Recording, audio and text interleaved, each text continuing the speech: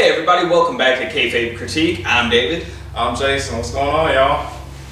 And so today, we're coming at you with a double episode again. We hope everybody had a great Thanksgiving. 2 times. And so we're back with another double episode to get you going. And for this start, we're going to cover Iron Mike Tyson and his time in the WWE. The baddest man on the planet. So for those who maybe didn't experience the 80s and even his second run in the mid to late 90s, how would you describe Mike Tyson? Mike Tyson, back then, if I was to think of a comparison, he was like Ronda Rousey before Holly Holm got to her, only bigger. Mm-hmm. Yeah, he was, a lot of, documentaries and everything that it came out at the time. A lot of, sports journalists, through the 80s talk about, he was the most recognizable athlete on the planet at the time.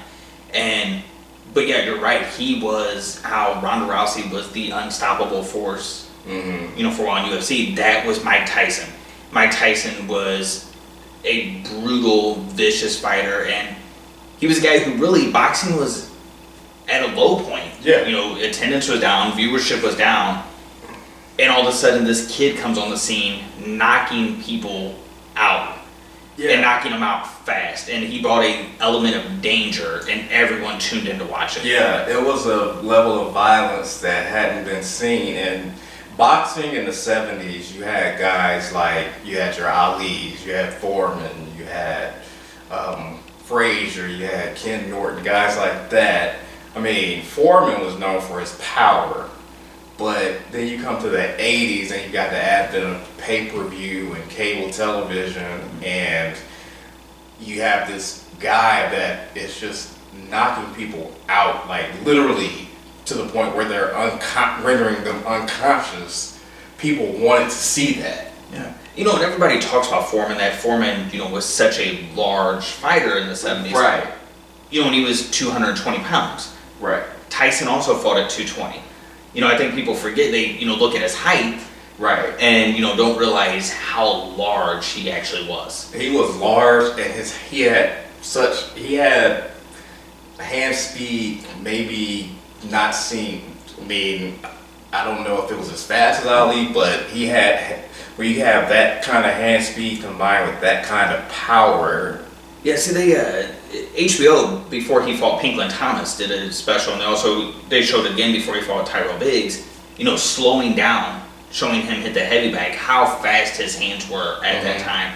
But I think one of the biggest things that people forget was his defense was incredible. Yeah. You could look it up, there's a lot of videos on YouTube out there that, people would stand in front of him and they would throw a series of 10-punch combination and not be able to touch him. Yeah. And so when you have a guy that's hard to hit that fast and yet is able to knock you out with a single blow, he was arguably in his prime maybe the most unbeatable heavyweight of all time. I would agree, because you couldn't hit him, and if he hit you, any shot that he hit you with could literally, could be lights out. And so we know this is a wrestling podcast, so let's talk about how this boxer, one-of-a-kind boxer, got involved into the WWE. So, to start off, let's talk about Mike Tyson came from a single mother trying to raise multiple kids. He was bullied a lot as a kid until suddenly he fought back. And when he fought back, he quickly realized when he hit people, they went to sleep. Yeah, like I remember, I don't know if it was a documentary I was watching or somewhere where he was I think it was at a boarding school, and some boxer let him get in the ring with him, and he said he was a professional boxer, and he said he'd never been hit that hard, and Tyson was like, what, 13? Yeah, and so that was, so when he started, after being bullied and started fighting back, he ended up getting arrested 42 times by the time he was 12 years old. And so not only that, he wrestled 42 times by the time he was 12 years old, but he weighed almost 200 pounds already by the time he was 12 years old.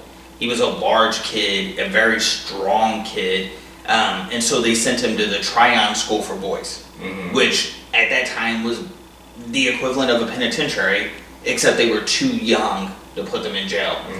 And so one of the counselors there was Bobby Stewart, a professional fighter. That's I couldn't think of his name. And yeah, Bobby Stewart said he would have to open up and fight hard against this 13-year-old kid to keep him off of him. Yeah. But yet Tyson would keep coming, and Bobby Stewart talked about Tyson broke his nose, Tyson dropped him, Tyson, as a kid. Yeah. And so Bobby Stewart, talked about also that he was just naturally strong. He's laid down on the bench at 13 years old, and he puts 300 pounds on and reps it 8 times. And Bobby Stewart knew that there was something special about him, and so he called Customato. Yeah. And Customato, if you're not familiar with Customato had trained Floyd Patterson to become the youngest heavyweight champion of the world at that time. He then went on and also trained Jose Torres, who became light heavyweight champion of the world. And Customato had his own philosophy about fighting that was different than everyone else, but he also developed his own style called the peekaboo style, which was a defense of hiding behind the gloves and bobbing in and out to put yourself at a position to punch as your opponent is missing their punch, so it leaves them wide open. And the minute he saw Mike Tyson, he came down to watch Tyson and Bobby Stewart spar, he made the comment of, if this kid stays as interested and stays on that path, he's going to be the youngest heavyweight champion of the world. Yeah, and Customato, the parallel that immediately comes to mind is like Mickey with Rocky. Because he was like Tyson's guru. And he took Tyson and he was able to harness what Tyson was and make him believe what he actually could be. Yeah, he built up that confidence, right? Which was one of the most important things for a fighter. And he taught Tyson the head movement, and he said, they talk about Tyson was his greatest student. Tyson picked up that style better than anyone else he had ever worked with. And it quickly worked. Tyson went into the amateurs and recorded knockouts in as early as 8 seconds. Yeah, I think I saw it on YouTube or somewhere, one of the knockouts he had in one of the amateur tournaments. And it was one of the it didn't seem like he didn't wind up or anything like that. It was just it was a quick as a hiccup punch, and the kid just falls. And so he goes on and they turn him pro, and unfortunately Customato dies pretty early in Tyson's pro career, but he turns pro, and a lot of people forget some of the things he accomplished early on. He broke Rocky Marciano's knockout streak. Marciano had 16 consecutive knockouts, which was the record for a heavyweight. Tyson won his first 19 fights by knockout, breaking that record. Right. And then continuing to beat people, and to the point where he's at the age of 20 years old, stepping into the ring with Trevor Berbick, who was the WBC heavyweight champion of the world and who had beat Tyson's idol, Ali. Yeah, Trevor Berbick was actually Muhammad Ali's last fight, and before Tyson fought him, Ali was there, and Ali tells him, "Get him for me." And for those, again, Muhammad Ali, considered the greatest of all time. He tells you to do something, you're probably gonna do it. Yeah, there's a famous story that when Ali told him that, Tyson knew what Berbick had done to Ali, had done to his hero, and said he wanted to punish Berbick for it. And so Berbick, being bigger than Mike Tyson, went out in this fight to try to bully him, to try to outpower Mike Tyson. And in round 1, Berbick's down. And then in round 2, Tyson hits Berbick with a left hook that Berbick falls 7 times from this one punch. Yeah, I didn't watch it live at the time, but when I've seen it replayed, I mean, Berbick was, I mean, if you look at his eyes, he wasn't there.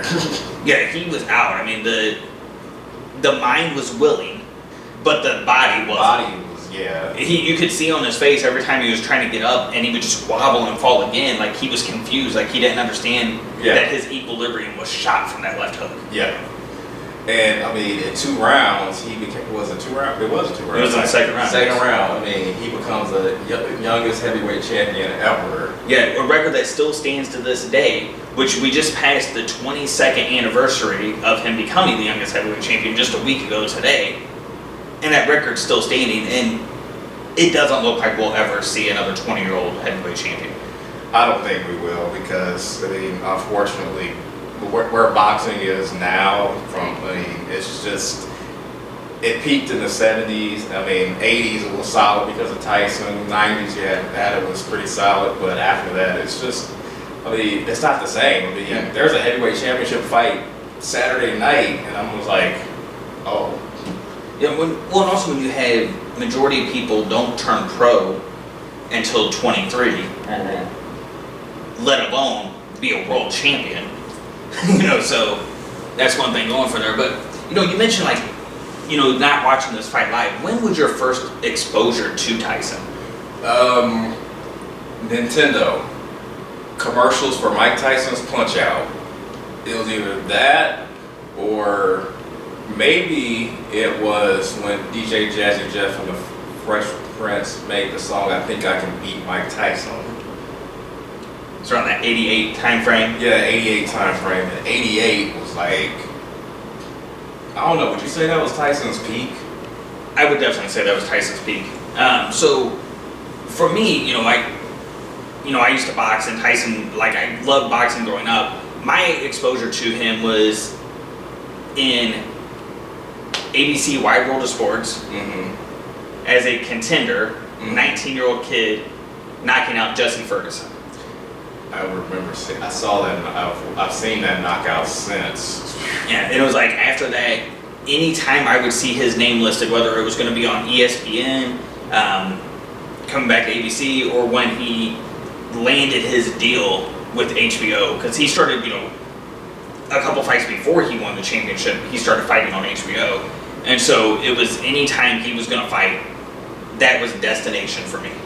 Yeah, and it's funny we're talking about that because HBO has basically said they're getting out of the boxing game, which is really kind of like the end of an era, but it's where Tyson really, it's where the world came to know just how powerful this guy was. I mean, he was on Wide World of Sports, granted, but when he got on HBO and started fighting, it's like it was a bigger stage. It was a much bigger stage, and because ESPN was just on ESPN was regular cable, HBO was a premium channel. Then you get to pay-per-view, which was still pretty young at the time, and this guy, I think he might have been the first person who started the fight parties. Right. Yeah, because he brought in the casual fans. Yeah. Because he attracted everyone. Some people were attracted because of his youth. It intrigued them that how is this kid doing this? Other people, it was that violence and that pure power. And they, people are attracted, same reason they're attracted to seeing, a car crash. It's that violence that drives them in. So, after he beats Berbick, he goes on, he beats Bone Crusher Smith to then gather another version of the heavyweight title, the WBA title. He beats former champion Pinklin Thomas. Then he beats Tony Tucker, who was undefeated at the time, to be the first man to unify all 3 versions of the heavyweight title, which no one had done that prior to him. And continues to go down the streak to where he's just destroying people in almost a clock-like fashion. He demolishes former champion Tony Tubbs. He demolishes former champion Larry Holmes and goes in the ring with former undefeated champion Michael Spinks and crushes him in 91 seconds. That is the one I really remember because I just remember people paid what, I don't know, maybe it was $59.99, something like that.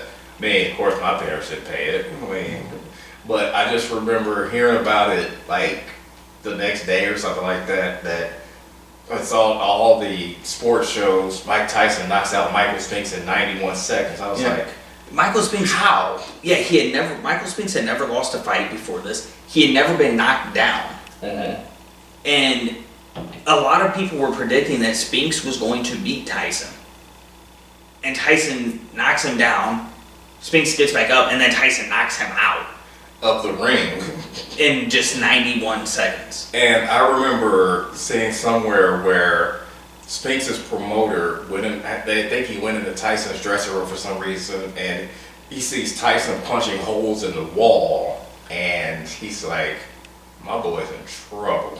Yeah, because Butch went in there to try to rattle Tyson. He was like, this is a young kid, biggest fight of his life, I'm going to get in his head. And he said he knew at that point his guy was done. And so a lot of people consider the Spinks fight the peak of Tyson's career. A lot of changes happened after the Spinks fight. So we mentioned Customato died on the road.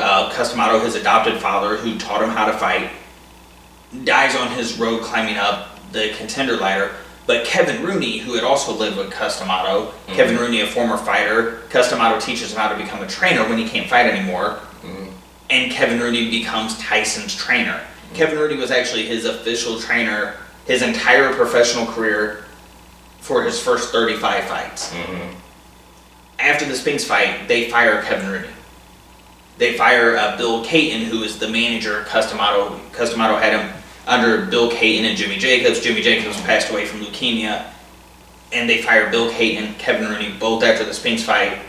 Tyson goes with Don King. And it's almost the start of the fall. Yep. And so after this, he gets in the ring with Frank Bruno.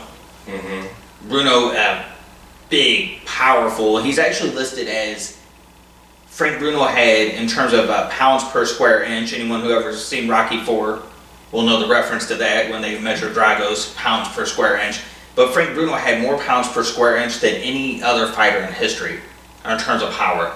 And him and Tyson just battle each other for 5 rounds until Tyson destroys him. Yep. Leaves him just on the ropes, just out on his feet.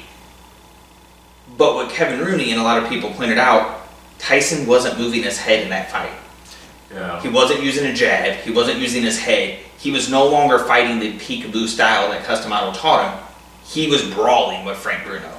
Yeah, and brawling, he's leaving himself vulnerable. So he got away from his teachings, and like you said, it's the start of the fall because he's gone with Don King. And if you don't know anything about Don King, just Google him and you'll find out what kind of character he is and what kind of influence he is. I mean, Tyson's life inside the ring and outside the ring just starts unraveling during this whole time.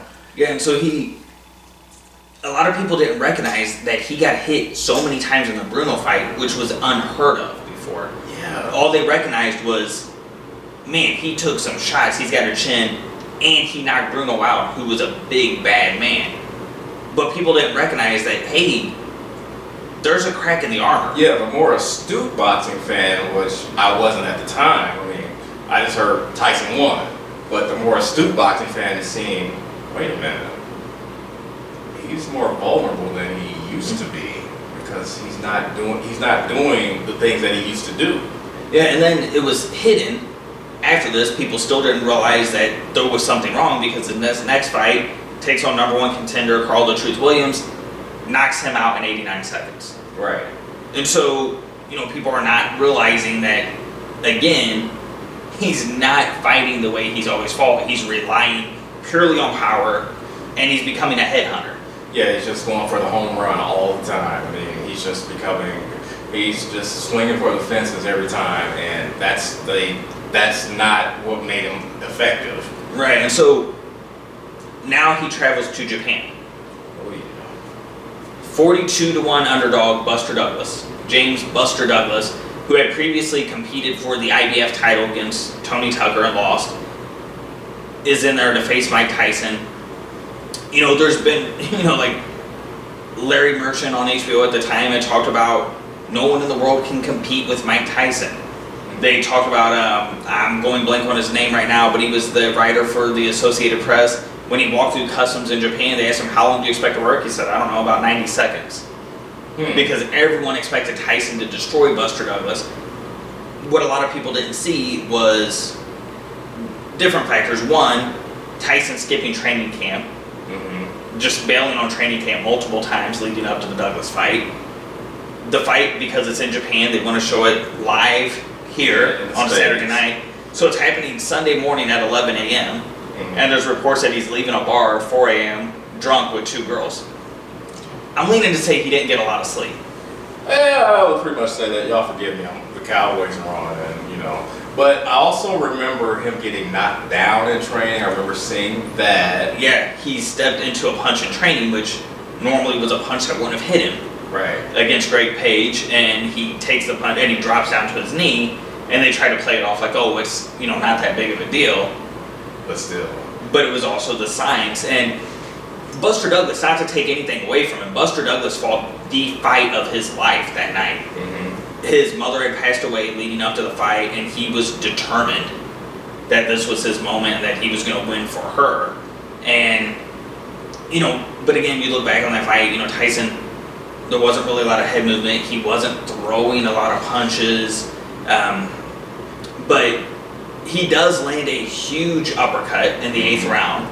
And that's where the controversy around this fight comes, is he lands this huge uppercut. Douglas is on the canvas for 16 seconds. Right. But it's not counted out. Right. And I just remember Douglas's style also, he was landing this jab. He was keeping Tyson away from him because Tyson liked to get inside, and Douglas wasn't letting him do that. But when Tyson got to him, as I've watched the fight in the past year, I was like, why isn't this dude counting? Yeah. Yeah, and that was without that head movement, he wasn't really able to get past the long reach of Douglas. And, and Douglas was also using his body weight very effectively. He would hit him and he would kind of lay on him, and when Tyson pulled him in and caught him with that uppercut and put him down. But yeah, the ref wasn't counting. So, yeah, and another thing about this fight, do you think it's possible that Tyson was looking ahead to, because I think they were in negotiations for to fight Holyfield at this point. Yeah, so this fight was February 10th. He was scheduled to fight Holyfield already in June. And Holyfield is at this fight. Yeah, and so it's possible that he, in my mind, yes, I think he was so confident that he was going to destroy Buster Douglas that he wasn't thinking of anything else. Right. And so he loses to Buster Douglas. He doesn't get the rematch. Right. Douglas decides he's not going to give Tyson the rematch. He's going to fight Evander Holyfield instead. Douglas's people have went on the record saying that they thought he was going to clean the floor with Holyfield and make an even bigger payday for himself against Tyson in the rematch. But of course we know that doesn't happen. Holyfield knocks Douglas out. Right. And we also need to, this is actually the first time that Tyson was supposed to appear in WWF. Yes. Because WWF had been advertising for February of 1990, I think this would have been the week after the fight in Tokyo, that the heavyweight champion of the world, Iron Mike Tyson, was going to be the special enforcer for a matchup between Hulk Hogan and Macho King Randy Savage. So Tyson was actually supposed to be there, and he loses the fight, and then they actually still wanted Tyson to come because they're like, any exposure you can get with Tyson is going to be good exposure for WWF, but they can't get a hold of Tyson, and then they get a hold of Buster Douglas's people, and Buster Douglas shows up. And so, Tyson disappears for a while, so then when he hears he's not getting the rematch, he's immediately back on the scene. He knocks out Henry Tillman in 1 round, he knocks out Alex Stewart in 1 round, and then he gets in the ring. He's the #1 contender. He never got his rematch against Buster Douglas. He's the #1 contender, but instead of Evander Holyfield fighting him, Holyfield then skips over him to fight George Foreman. And so now here's Douglas refuses to give him his rematch. Holyfield's stepping around him at first. And so Tyson does what no other #1 contender before him had ever done. He went after the #2 contender in the world, Razor Ruddock, who a lot of people were scared of. Ruddock was smashing people, and he was a large man. Tyson steps in the ring with him and beats him. And they fought twice. The Razor Ruddock's people argue that the fight was stopped too soon the first time, so they fight again. Tyson beats him in the rematch. So he wins both fights against Razor Ruddock. Now he is the WBC saying if Holyfield doesn't fight Tyson, they're stripping him of the title because they considered the second fight with Ruddock the elimination bout. They even made it 12 rounds instead of 10 because they said the winner of that fight would be the WBC champion if Holyfield didn't fight the winner. And so that's why they went ahead and gave it the championship extra rounds. But now we're set Tyson Holyfield. The fight doesn't happen. Tyson ends up going to jail. Yep. Why didn't that fight? Did the fight not happen because he went to jail? So the fight was scheduled, and leading up to the fight is when he first gets convicted, gets the charges are brought up against him. Okay. They're starting to arrange the court case, and they scrapped the fight initially, saying he hurt his rib cage training for the fight. That's what I remember hearing. But a lot of people think it was more along the lines that they were so focused on the case that they weren't going to take the fight. Yeah. So Tyson goes to jail and then returns on the scene in 1995 and does something that is unheard of. So, a lot of people like to talk about, Ali's time away from boxing and how he was able to spring back in. People forget that when he did spring back, that Ali, even though he was away from boxing, was still training. Right. He just wasn't allowed to fight. And he even fought, exhibitions and had sparring sessions. Tyson wasn't doing any of that. He was incarcerated. And when Ali did step back in the ring, Frazier beat him. Where Tyson steps back into the ring, and in 4 fights, being out of jail, he's picked up 4 knockouts and has regained 2/3 of the heavyweight title, getting the WBC title and the WBA title in just 4 fights. Yeah, I remember when Tyson got out of jail. 1995 was like the year the mics came back because Jordan comes back to basketball that year. Tyson gets out of jail, and Tyson is just running through dudes. I mean, he is just, he just looks, he looks more focused than he looks like the focus is back from when he was back with Cus D'Amato. He just looked, I think he looked more cut up. Body-wise, yes, definitely, but, in terms of boxing, he was worse than he had ever been, but it was hidden behind the power. Yeah, he was very raw, like, boxing-wise. Exactly. He was leading with a right hand, which is like, you don't lead with the overhand right. Right. He wasn't going to jab. The head movement wasn't there. He was hooking wide with the right, which would leave him wide open. But it was cloaked. No one could see it because everybody, and he's said himself, that the minute he got out of jail, people were scared to death of him. And when he starts racking up those knockouts, it was just adding to the reason for people to be scared of him. Gosh, he was already scared before he went in. Yeah. But now, I don't know what it was. When he got out of jail, he looked maybe it was a goatee, but he just looked scarier, or just the fact that he's coming out of jail just made him scarier. I don't know. Yeah, the goatee, the tattoos, the bigger build. Which was funny though, because he didn't actually gain any more weight. He had lost it in his legs and replaced it in his upper body. Yeah. But, just to talk about the power still being there, when he's capturing the WBC title in just his 3rd fight out of jail, Frank Bruno at the time was weighing 247 pounds. And Tyson's uppercuts are lifting Bruno off the ground. You go back and watch the tape and you see both of Bruno's feet come off the ground with Tyson's uppercut. Oh, that's a bad boy. And so he moves from here into the fight finally happening with Evander Holyfield in November of 1996. And so, I said that wrong earlier. We had passed the 32nd anniversary of him becoming the youngest heavyweight champion ever. But we just passed the 22nd anniversary of him and Holyfield. And so him and Holyfield finally happened. 2 different fighters than what they would have been had they fought when they were younger. Tyson, again, the style was gone. He wasn't the fast fighter he was when he was younger. And Holyfield now was no longer a brawler. Holyfield, when he was young, if he took a punch, he was standing there and throwing with you. Right, and his style, and Holyfield at this point, it's more like style versus substance. I mean, Tyson's just coming straight at you, just like wild. He's a wild man. Holyfield, he comes in with a game plan, a perfect game plan to beat Tyson, which if they had fought at 91, I think Tyson would have got him still. I think so too, and I mean, it's funny because, you called it perfect. It was the exact game plan. He knew, he had watched the Tyson fights after jail and knew he wasn't the same. And knew that, hey, he's going to dip to throw a left hook.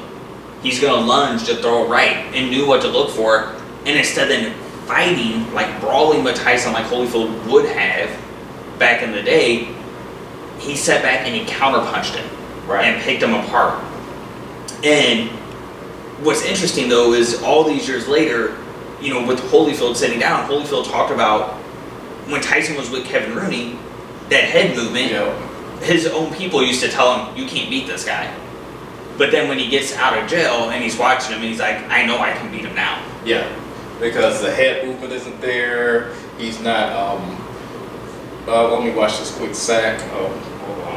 But the head movement's not there, and like you said earlier, he's leading with the right, which I don't know a lot about boxing, but I know enough to know that you can't do that. Yeah, I mean, to lead with the right, you can get away with it if you're fighting somebody a lot slower than you are. But to be fighting someone who, and at this point, Evander Holyfield was already a two-time heavyweight champion. Right. And you're trying to lead with the right against him. And so Holyfield wins the fight. But one of the things that had came out was that Holyfield was headbutting quite a bit during the fight, whether it was intentional, accidental. KO Magazine published an article at the time where they talked about, Holyfield using his head to rough up Tyson as part of their game plan. So they go into a rematch, June of '97. Tyson's looking to the referee again, telling the referee Holyfield's headbutting him. Mills Lane, who's the referee at the time, really doesn't. He does call when Tyson gets cut from a headbutt, does tell the judges that it's from a headbutt, starting to warn them like, hey, if we have to stop it, this is why we're having to stop it. It continues to happen. Tyson does what still is talked about to this day as one of the most unbelievable moments in sports. He bites Holyfield's ear. Yeah, he bites him once, and then he get like a point deducted at that point. Yeah, they took 2 points off. Took 2 points off. Then he comes back and does it again. Yeah, it takes 2 points off. They start back out. Tyson starts hitting him with bombs. Yeah. And then bites his other ear. Yeah, I never understood that because I'm thinking Mike's about to win this fight because he's rocking him. Then he bites his other ear. And some people say it's because he didn't think he could win. I don't know. I've always questioned that, did he truly snap? I think he snapped. I think, with all the headbutting and everything, did he truly snap and did his mind go back to the street? I think he snapped. So that's where it leads to getting Tyson involved. We know previously WWE wanted his involvement. He lost to Buster Douglas. It didn't happen. Now he's suspended after biting Holyfield's ear. He's suspended. He can't fight. He's sitting at home. Vince McMahon is in a ratings war with WCW. Vince Russo is, on the creative side. They're in the heart of the very beginning, the dawning of the Attitude Era. And Vince McMahon comes up with the idea of how to get eyes on the product. And it was to bring in Mike Tyson, and with the theory that, people want to pay to see him. Right. And if they can't pay to see him fight, maybe they'll pay to see him in the WWE. They just want to see him, period. Even though he bit a man's ear, he's still, during this time, he's still like you said earlier, a wreck. You don't want to look, but you have to. You're compelled to automatically. And he was such a large media attraction that anything he did made headlines. Yeah. So for him to come into the WWF, you're immediately getting coverage across the board. Yep. And so I remember this is what pulled me back in wrestling. I hadn't been watching since WrestleMania 7. Mm-hmm. And remember sitting at home, flipping through the channels, all of a sudden I see Tyson's face with the caption across, WWF negotiating with Mike Tyson. And so I started to watch to see what he was going to do.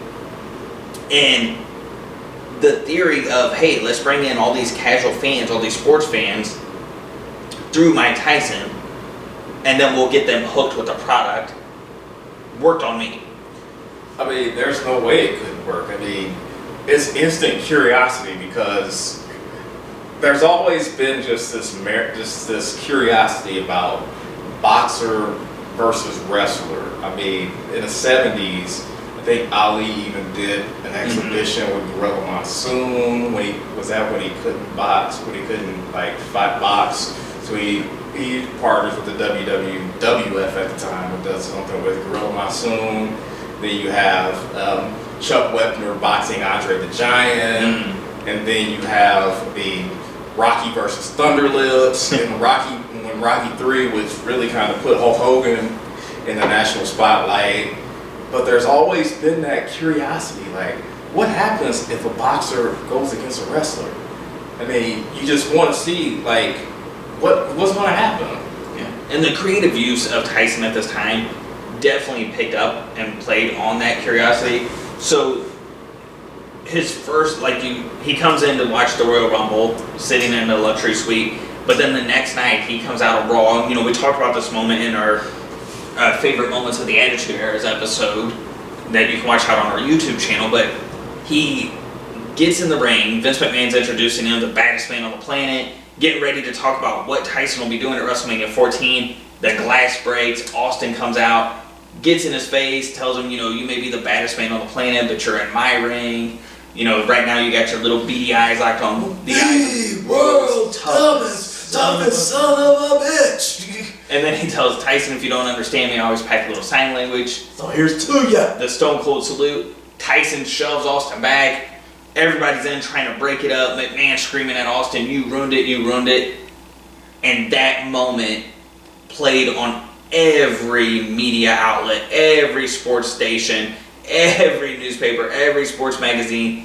Mm-hmm. This thing was everything the WWF could have paid for in Mike Tyson in terms of advertising in a single shot and free advertisement to mainstream. They got everything they wanted right there. I mean, the night before, Tyson was actually at the Royal Rumble cheering for Stone Cold. I mean, one thing that we didn't point out is how big of a wrestling fan Mike Tyson is. Mm-hmm. I mean, he goes back to, he goes back to like Bruno Sammartino days being a fan, because he grew up in New York, and WWF's home base is Madison Square Garden. So he's Bruno Sammartino. He knows about Gorilla Monsoon. He's in seventh heaven being with the WWF. And then, so you see him the night before, he's like, Stone Cold, yeah. And now he's like face to face with Stone Cold, and Stone Cold is like, F you, basically. Yeah. And so it was true to both of their characters, what you would expect Mike Tyson to do if somebody talked to him that way, and what you would expect Stone Cold to do at that time if someone's getting more attention than him in the ring. And so you're instantly hooked. You're watching it, and they continue to build on this well. As the next time he appears on Raw, Tyson's in the ring, and WWF champion at the time, Shawn Michaels, comes out with D-Generation X, gets in Mike Tyson's face and says, we're not here to disrespect you like Stone Cold. That's not our style. Our style is calling people out man to man, face to face.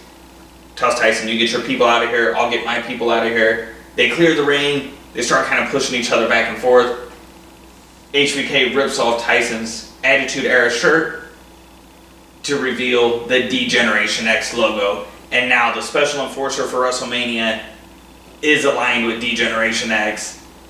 And that's who Austin's up against at WrestleMania. Yeah, it's perfectly done, because Tyson is a natural heel at this point. I mean, the crowd, he's getting some cheers, but mainly he's getting booed by the crowd because this guy's been convicted of rape, he's bitten a man's ear, he's just done all kinds of stuff. And I mean, to align him with the biggest heels in the business in WWF at this time is just brilliant. And it's stacking the deck against Stone Cold because this is like the beginning seeds of the Austin versus McMahon feud. Exactly. And so you continue to build upon this where, you know, his last appearance on a Raw prior to WrestleMania 14, he's out there wearing his DX shirt. He's telling, you know, Shawn Michaels, you know, you're still going to be the champ after WrestleMania. If Austin gets in his face, he's going to... hot break. Yeah, if Austin gets in his face, Austin's going to be knocked out cold. You have the DX public workout where they get Austin tied up into the ropes and Tyson and HBK plant the kiss on the side of his cheeks. So everything leading into WrestleMania 14 is like what's going to happen. You know, Tyson's part of DX. And then, of course, we get into the match, Austin versus Shawn Michaels. We know Shawn Michaels at the time, severe back injury. A lot of people didn't realize that at the time looked like it may have been the last match of his career. Yeah. Gets in the ring, has a great match for the amount of... All things considered, yeah. Yeah, for everything going on with him, how much pain he was in. Has a great match, puts Austin over. Tyson gets in the ring, they count him out. Shawn Michaels gets upset, like, what? How would you count him out? You're supposed to be with me. Kind of goes to throw a punch at Mike Tyson. Tyson blocks it, knocks out Shawn Michaels, raises Austin's hand. That ends WrestleMania 14 and ends Tyson's run with WWF. And he had done what he was there to do. He had helped WWF get back on the map. He helped them gain ground in the war that they were in with WCW. And like 2 weeks after this, they get their first ratings victory in 83 weeks. Great podcast, by the way, with Eric Bischoff and Conrad Thompson. I want to put them over. And I mean, I don't think it happens without the Tyson effect. It's actually what I was going to ask you is how pivotal was Tyson in getting the edge at the Monday Night Wars? I don't think you could have done it with anyone else. I don't think you could have either because what he did wasn't really just pulling wrestling fans away. If you were just going, we're going to just keep going wrestling product against wrestling product, that war may not have switched hands. If it did, it may have taken a lot longer. Yeah. And it may have could have gone back and forth. But by bringing Tyson in, you brought a lot of eyes to the product that weren't there. And a lot of those eyes stayed with the product and gave you a new audience. So you weren't really needing to steal away from here. You gained your own. That may have been fans in the past, Like myself. like yourself, bringing them back. Because it also brings them back. It also brought me back. Yeah. And that's what a lot of people I know, it was the same thing. They hadn't watched, but then boom, here's Tyson. People tuned in to see what he was going to do, and you get hooked by the stuff that was going on in the Attitude Era. Yep. So when we think of Steve Austin, you know, arguably the biggest star in the history of the business, how pivotal was Tyson in getting those eyes on Austin? I think he was extremely pivotal because hardcore wrestling fans, like I've seen Stone Cold Steve Austin back at WCCW when I was in Summers, Mississippi. Like wrestling fans knew who Stone Cold was, but this helped get Austin mainstream appeal. And if you don't know, during this time, the Austin 316 shirt, I mean, it was one of the biggest merchandise. I think it might be the most popular selling piece of wrestling merchandise ever to this day. I mean, it's just Austin 316 everywhere. You might see one tomorrow, and this is 2018, and this was back in 1998. You might see an Austin 316 shirt tomorrow. But I mean, that helped him get mainstream appeal. I mean, and then Austin ends up on Celebrity Deathmatch. He ends up on TV Guide covers all over the place. Yeah, they used all these extra eyes on the product to launch him in his first title reign, to really sell his character of what people fell in love with, and also to start laying the foundation of the Austin McMahon. rivalry, so when Tyson was gone, you still had a reason to tune in of what was going to happen. Right. And so it paid off huge. I mean, is this the biggest payoff WWE has ever received from the use of a celebrity?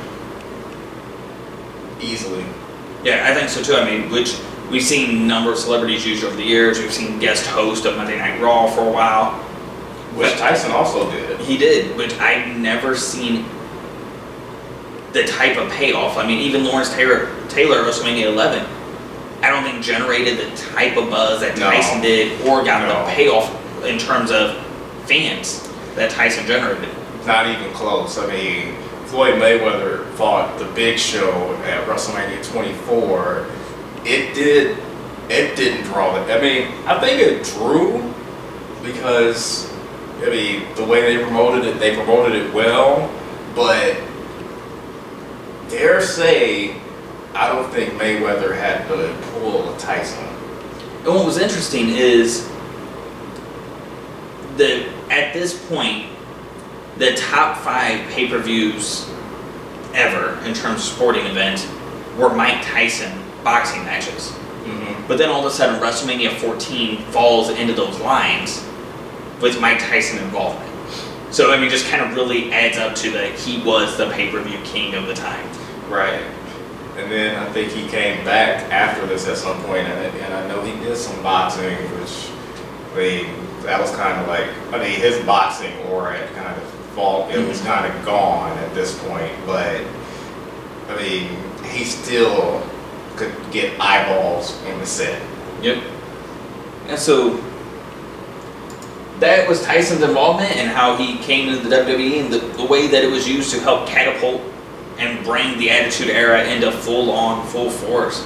So we hope you enjoyed that. If you are watching this on YouTube, hopefully you've hit the subscribe button. You can also give us a like on social media. We have Facebook, Instagram, and Twitter. So stay tuned. We're going to bring you one more episode today, a look at the original D-Generation X. Are you ready?